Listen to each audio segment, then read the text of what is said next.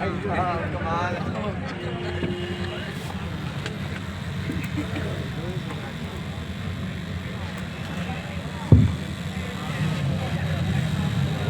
भीम, जय भारत,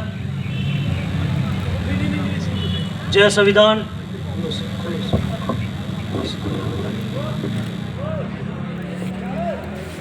जय भीम, जय भीम, जय भारत, जय भारत, जय संविधान, जय संविधान, जय संविधान। जय संविधान। मैं आपका भाई पवन कुमार लोनी, प्रदेश अध्यक्ष भीम आर्मी भारतीय कमीशन जम्मू एंड कश्मीर। साथियों, आज बाबा साहब doctor B are Ambedkar ji का शुक्राना करते हुए मैं 2 लाइनें बोलूँगा कि जे रुतबा मुझे तेरे संविधान से मिला है, जे रुतबा मुझे तेरे संविधान से मिला है, जे सम्मान भी मुझे तेरे संविधान से मिला है। औरों को मिला तो मुकद्दर से मिला होगा, मुझे तो मुकद्दर भी तेरे संविधान से मिला है। साथियों, बात सिर्फ सोचने की है, तर्कशील करने की है, विचारों की है और उसके ऊपर अमल करने की है। हमारी यहाँ की टीम सुबह से यहाँ पे लगी हुई है, तो हर कोई आया होगा अपने अपने विचार साझा करके। तो शाम के 4:30 होने को है। आज का जो दिन था वो परम पूज्य डॉक्टर बाबा साहब अम्बेडकर जी का था और आज आप सबने प्रण लिया कि हम अपना काम छोड़ के उस महामानव का, उस महानायक का, उस बोधिसत्व का, नारी के मुक्तिदाता का, सिंबल ऑफ नॉलेज, विश्व रत्न बोधिसत्व बाबा साहब doctor B are Ambedkar ji का जन्मदिन सेलिब्रेट करेंगे। आप सारे बधाई के पात्र हैं। ये जो दिन हमें देखने को मिल रहा है, अगर बाबा साहब doctor B are Ambedkar ji नहीं होते तो ये दिन हमें ना देखना पड़ता। हम ये दिन देखते ही नहीं, ये अच्छे वस्त्र नहीं होते। मेरी रिक्वेस्ट रहेगी साथियों से कि जब भी हमारे महापुरुषों का जन्मदिन आता है, उनका प्रकाश दिवस आता है, भगवान बुद्ध से लेके गुरु रविदास जी, गुरु कबीर जी, गुरु नानक देव जी, भगवान वाल्मीकि महाराज जी, गुरु नाभादास जी, महात्मा ज्योतिराव फुले जी, सम्राट अशोक जी, माता रमाबाई जी, माता सावित्रीबाई फुले जी और मान्यवर साहब श्री काशीराम जी का। उस दिन आप मिठाई बांटा करो, अपने घर को रोशन किया करो, अच्छे वस्त्र पाया करो और उस दिन उनका शुक्राना करना है कि अगर बाबा साहब आप नहीं होते तो ये दिन हमें नहीं देखते। कुछ लोग जो थे हमारे ऊपर एग्जाम्पल सेट करते हैं, वो कहते हैं कि नरपत एक सिंहासन सोया, सोया प्या भिखारी, अछूत राज बिसरत दुख पायो, सोगत पे ही हमारी। वो कह रहे हैं कि एक राजा जो था वो सपना देख रहा है कि मेरा राजपाट सब कुछ खत्म हो गया और उसने हमारे ऊपर एग्जाम्पल सेट की कि ये जो अछूत राज बिसरत दुख पायो, सोगत पे ही हमारी। कि जैसे हम लोगों का राज हुआ करता था, सम्राट अशोक को आप देख रहे हैं, हम इनके वंशज हैं, भगवान बुद्ध के वंशज हैं। जब ये देश था तो ये अखंड भारत था। मानवा की सोच ने, पाखंडवाद ने, अनाबर ने इस देश को खोखला कर दिया, जातियों में डिवाइड कर दिया। खुद अच्छी पोस्टों पे बैठ के कि हम कुर्सी पे बैठेंगे, आप ये काम करोगे, डिसाइड कर दिया अपनी मर्जी से ही कुर्सी पे बैठ के, किसी ने बिठाया नहीं। यही एक मिसाल है यूजीसी।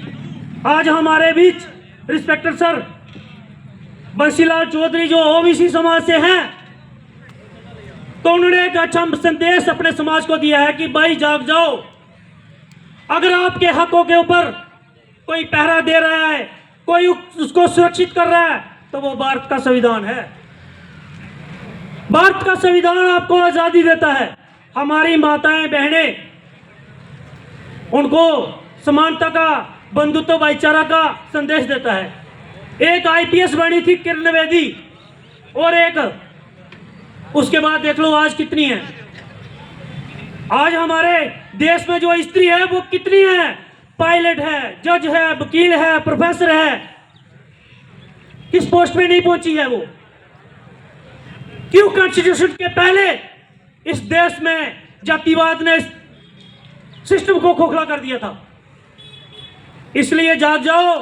जो हमारे ऊपर एग्जाम्पल सेट हुई है कि वो राजा जो था उसका सपने में ही सब कुछ खो गया, तो वो कह रहा मेरा तो ऐसा हाल हो गया जैसे शूद्रों का हुआ, कभी वो राजा हुआ करते थे इस देश के। आज समय आ चुका है, संविधान आपके हक में है, बाबा साहब आपके हक में है, और जो भी बात करनी है भारतीय संविधान के दायरे में करनी है। और आखिर टाइम जरूर लगेगा, पर लेकिन आपको इंसाफ जरूर मिलेगा। ये भारतीय संविधान की ताकत है, उसकी पावर है। और मैं एक बात यहां पे कहना चाहता हूं कि बाबा साहब ने भी एक सपना देखा था। अगर आपको अच्छी अच्छी पोस्टों पे पहुंचा दिया, आज हमारी कितनी बहनों ने जज का एग्जाम क्रैक किया, अपने साहब ने सबने देखा। वो किसकी बदौलत? बाबा साहब की। और बाबा साहब क्यों कुछ चाहते थे अपने समाज से? वो चाहते थे कि मैं अपने समाज को जानवरों से इंसान देखना चाहता हूं। उन्होंने बनाया भी हमें, पर लेकिन हम उसी दलदले में जाने पे खुशी महसूस करते हैं।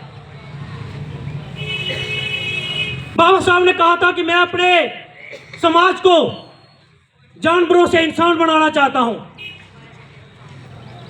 पहले 20 मार्च 1927 को, ध्यान से सुनिएगा, 20 मार्च 1927 को बाबा साहब डॉक्टर बी.आर. अम्बेडकर जी ने महान सत्याग्रह करके इस हजारों अनुयायियों के साथ तालाब के ऊपर हल्ला बोला था। एंट्री की थी वहां पे, क्योंकि वो पढ़े लिखे थे। 32 डिग्री उनके पास थी, 9 भाषाओं का ज्ञान था। आज तो बड़े अफसोस के साथ कहना पड़ रहा है, हमारे कुछ युवा साथी ऐसे भी हैं जिनके पास 1 डिग्री आ जाती है तो उनको हवा जो है ऊपर हो जाती है, समाज को नहीं देखता वो।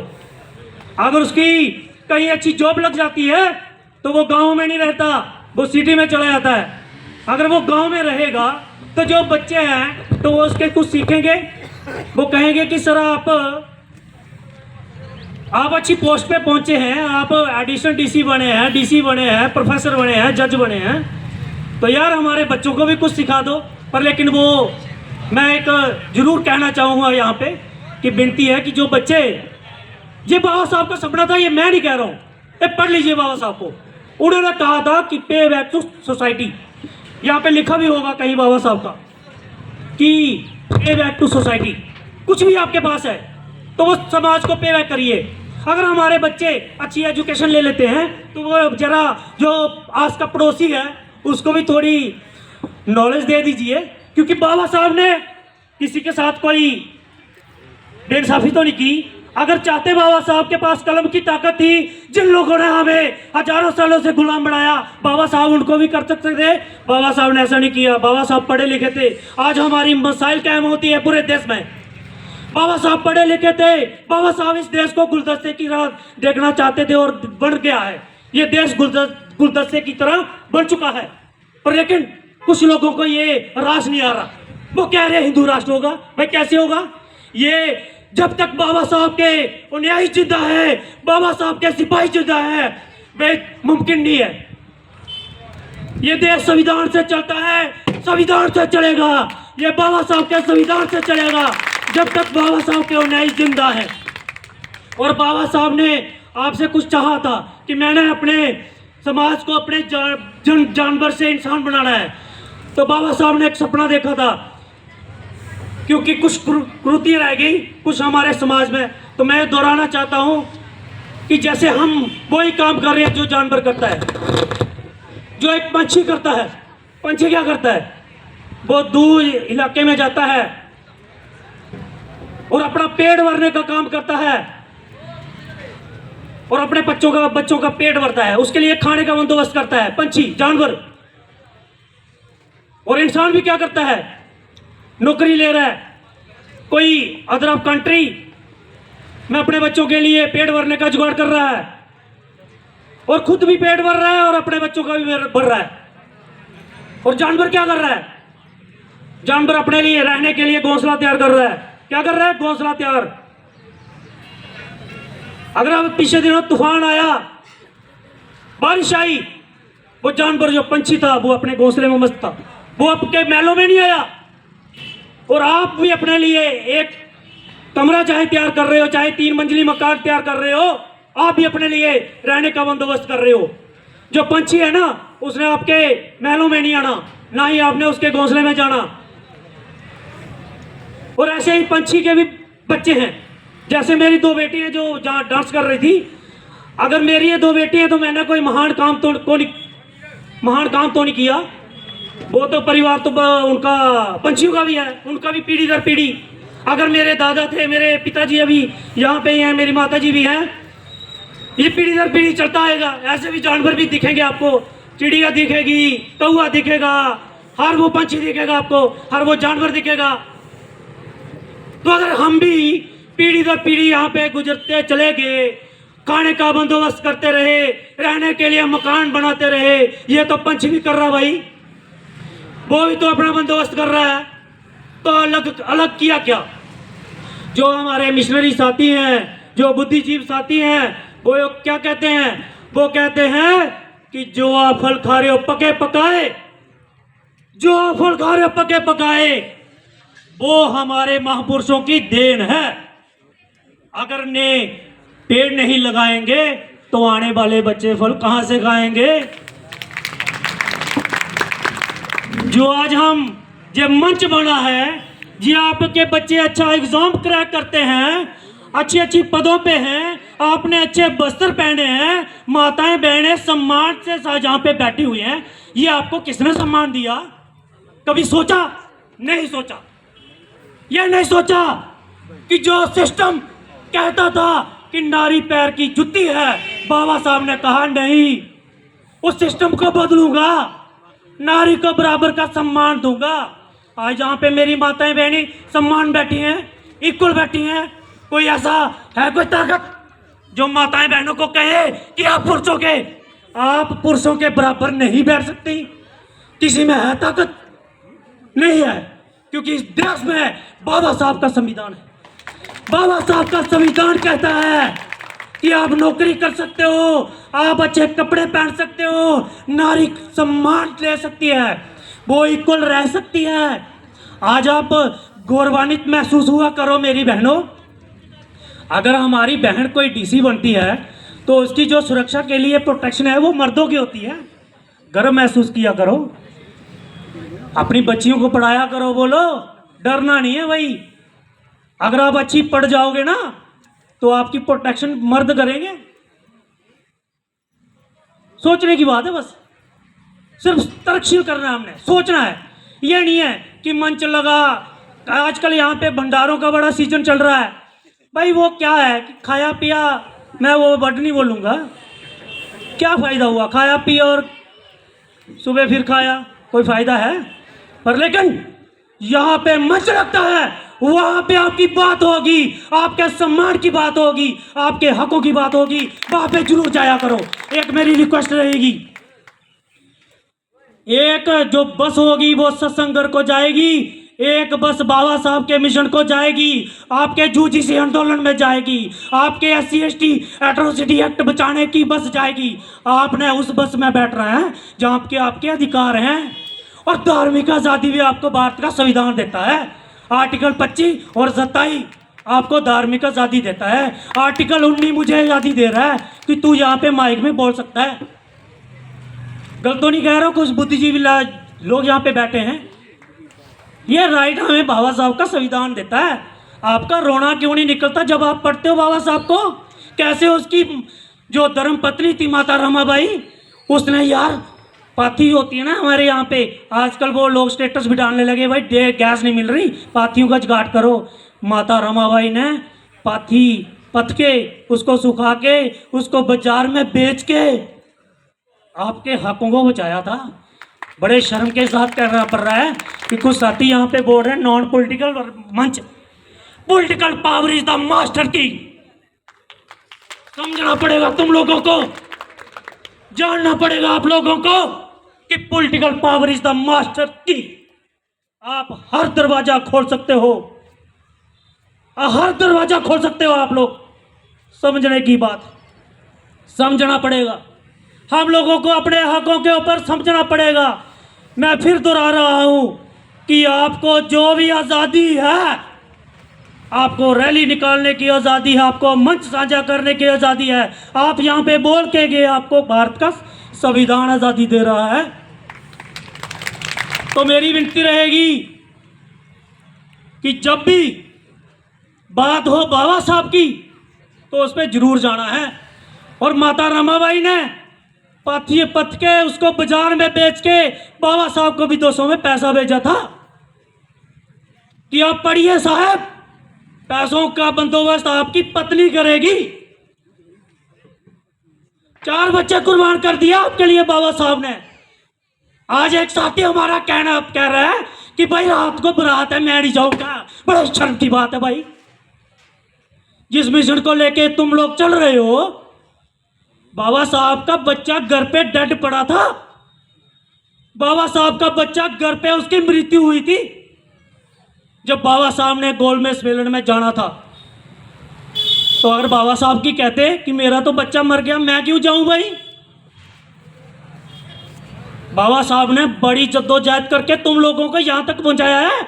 मेरी बात को समझ लो, जाग जाओ, हमारे मिशन को समझो और हम करना क्या चाहते हैं वो समझो। उसको समझना पड़ेगा कि ये जो नौजवान यहाँ पे चल रहे हैं, आपके घर घर जा रहे हैं, जितनी भी टीम हमारी गई, गुलशन भाई, साहिल भाई, अंकु भाई, रवि भाई और हमारा अर्जुन भाई, तमाम ये साथी जो छोटे छोटे बच्चे जो हमारे राकेश जी, सुरेंद्र जी और मजोत्रा साहब, तमाम साथी आपके घरों में जा रहे हैं। वो इसलिए जा रहे हैं कि बाबा साहब का शुक्राना करना है, उनका शुक्राना करना है जिन्होंने हमें दिया है। और मेरी विनती रहेगी कि बाबा साहब को जरूर पढ़ा करें अपने बच्चों को। एक सीरियल है डॉक्टर B.R. अम्बेडकर जी के नाम का, एक सीरियल आता है, उसको आपने बच्चों को दिखाना है। आजकल तो आपके पास स्मार्ट LED हैं, उस पर क्या करना है, ऊट पटांग की चीज़ें मत दिखाया करो यार अपने बच्चों को। क्यों नस्लें बर्बाद कर रहे हो। बाबा साहब का संघर्ष दिखाया करो कि कैसे बाबा साहब स्कूल के बाहर बैठ के पढ़ाई करके इस देश का संविधान लिख गए। जिस दिन बाबा साहब स्कूल गए तो मास्टर ने कहा ये बच्चों के बीच नहीं बैठेगा, ये अछूत है, इसको बराबर नहीं बैठने देंगे। और बाबा साहब पढ़ भी इसलिए पाए थे क्योंकि वो सूबेदार थे, और उस पर राइट था कि सूबेदार अगर कोई एम्प्लॉयज़ है तो उसके बच्चों को पढ़ने का अधिकार है। जैसे आर्मी में है बच्चों को पढ़ सकता है उसका बच्चा, तो बाबा साहब पढ़ सकते थे इसलिए क्योंकि उसके पिताजी सूबेदार थे। तो उसको फिर भी क्लास के बाहर बिठाया गया। हेडमास्टर से बात की कि ये बच्चा पढ़ तो सकता है भाई, पर लेकिन स्कूल के क्लास में नहीं बैठेगा, स्कूल के बाहर, क्लास के बाहर खिड़की में बैठ के बाबा साहब पढ़े। और जब घर आए तो बाबा साहब ने माता जी पूछा कि माता जी मुझे क्लास से बाहर आ गया। माता जी ने कहा कि किसी किताब में लिखा होगा इसलिए तुझे क्लास से बाहर बिठाया है। तो बाबा साहब ने कहा कि माँ मैं एक ऐसी किताब लिखूंगा जो किसी को बाहर नहीं बिठाएगी, सबको अंदर क्लास के बिठाएगी। भाई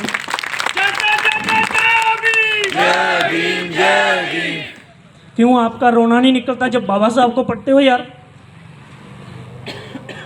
बाबा साहब ने संकल्प लिया कि किसी भी बच्चे को स्कूल के बाहर कोई नहीं बिठाएगा, बराबर बैठेगी माताएं बहनें, हर बच्चा, हर कौम का, हर बिरादरी का, हर समाज का, हर धर्म का बराबर बैठेगा।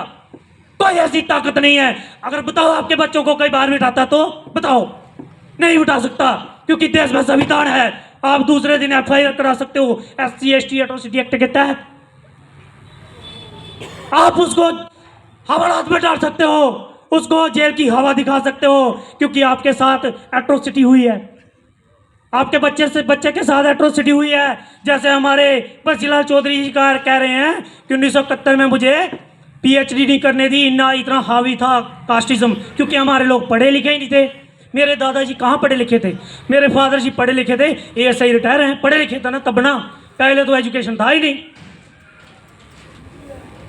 तो ये समझना पड़ेगा। 20 मार्च 1927 को बाबा साहब ने आप लोगों को पानी पीने का अधिकार दिया। तो कुछ लोग नीचे कमेंट कर रहे थे उस दिन, जिस दिन मैंने पोस्ट डाला फेसबुक पे, वो कह रहे थे कि भैया भाई 30 मार्च 1927 से पहले तुम्हारा जो समाज था, जिसको आप शेड्यूल कास्ट कहते हो, ओबीसी कहते हो, एसटी कास्ट कहते हो, क्या वो प्यासा रहता था भाई?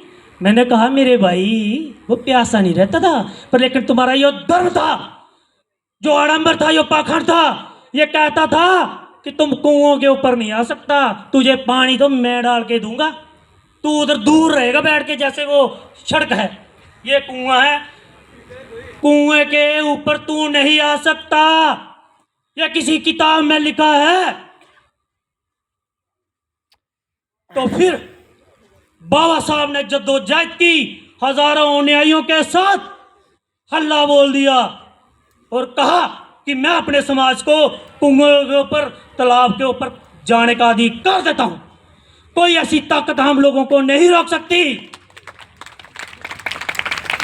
फिर जाके बाबा साहब ने आपको आज़ादी दे दी, आप कुओं पे जाओ, आप मंदिर पे जाओ। बाबा साहब ने काला राम मंदिर का भी सत्याग्रह किया और आप लोगों को मंदिरों में भी जाने का प्रवेश कर दिया।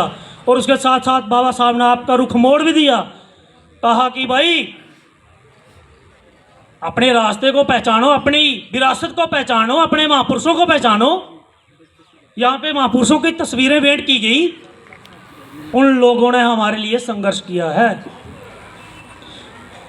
उन्होंने हमारे लिए संघर्ष किया है कि पवन जो है जब ये 36 ईयर का होगा तो ये नगरी के अंदर मंच साझा करेगा और बोलेगा, और कोई ऐसी ताकत नहीं जो रोक सके, क्योंकि हमने जो भी बात करनी है भारतीय संविधान में करनी है, उसके दायरे में करनी है, बाबा साहब के संघर्ष को जन जन तक पहुंचाना है। तो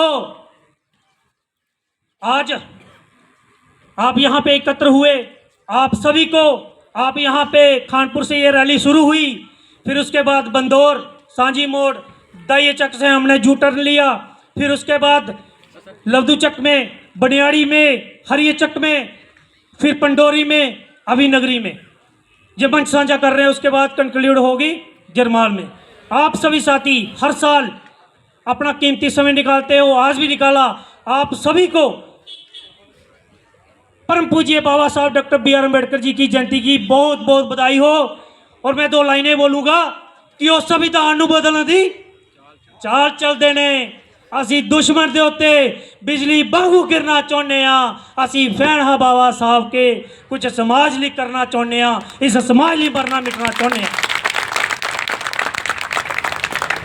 साथियों, 1 लाइनें 2 लाइनें और हैं जो हमारे बड़े भाई चंद्रशेखर आजाद जी की हैं, क्योंकि संसद में अगर कोई आपके हकों की बात कर रहा है तो एक ही सांसद है बाबा जी चंद्रशेखर आजाद जी। तो वो कहते हैं कि संघर्षों के साए में गंगोर जवानी पलती है। क्या होता है? संघर्षों के साए में गंगोर जवानी पलती है, उस और इतिहास बदल जाता है जिस और जवानी चलती है, जिस और जवानी चलती है। बहुत बहुत शुक्रिया। जय भीम, जय भारत, जय संविधान।